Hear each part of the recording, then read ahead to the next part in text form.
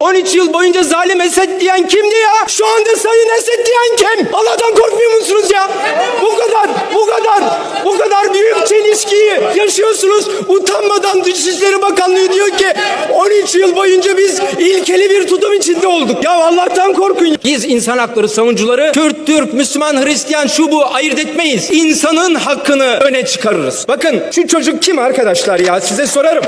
Konuşurken lütfen şu fotoğrafa bakarak konuşun. Antalya Serik'te ne oldu? İktidarıyla muhalefetiyle herkes buna baksın. 17 yaşında bir çocuk işinden dönüyor. 3 tane katil tarafından bıçaklanarak öldürülüyor. Bu nedir ya? 2 Temmuz dün Sivas katliamını burada herkes telin ediyor. Aynı 2 Temmuz günü Kayseri'de bir başka 2 Temmuz yaşanıyor. Çorum, Sivas, Maraş katliamlarının bir benzerinin provası yapılıyor. Bunu görmüyor muyuz arkadaşlar? Bütün bunlar karşısında iktidar bir hesap vereceğine susuyor. Maalesef muhalefetin bir kısmının da politikalarını eleştiriyorum. Yanlıştır. Bakın